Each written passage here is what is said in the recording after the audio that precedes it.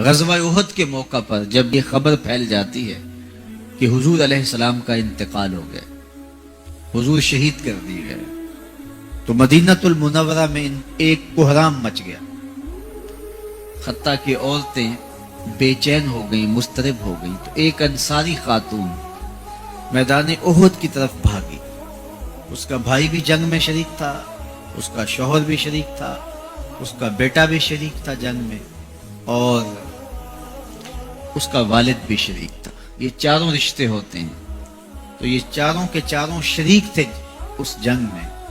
تو جب یہ خبر پھیلی کہ حضور شہید کر دیے گئے ہیں، تو اس حالت کے اندر وہ عجیب اضطراب کے عالم میں دوڑتی ہوئی احد کے مقام پہ پہنچتی ہے، تو راستے کے اندر اس کے بھائی کی لاش پڑی تھی، اس کے باپ کی لاش پڑی تھی، اس کے شوہر کی لاش پڑی تھی، اس کے بیٹے کی لاش پڑی تھی، اور وہ چاروں لاشوں کے قریب سے گزر گئی اور وہ پہچان بھی نہیں پائی۔ تو پوچھتی ہے یہ کس کی لاش ہے؟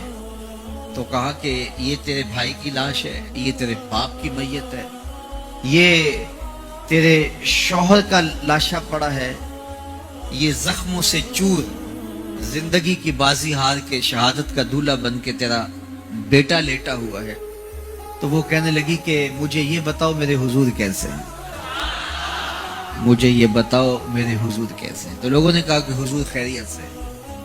تو کہا مجھے چین نہیں آئے گا جب تک حضور علیہ السلام کو دیکھ نہیں لیتے۔ پھر اس خاتون کو جس کے 4 عزیز رشتے بچھڑ گئے تھے، اور بھائی نے، بیٹے نے، اور شوہر اور باپ نے شہادت کا جام نوش کیا تھا، پورا گھر کا گھر آج احد کے میدان میں بچھا ہوا ہے، تو کہا مجھے حضور تک لے جاؤ۔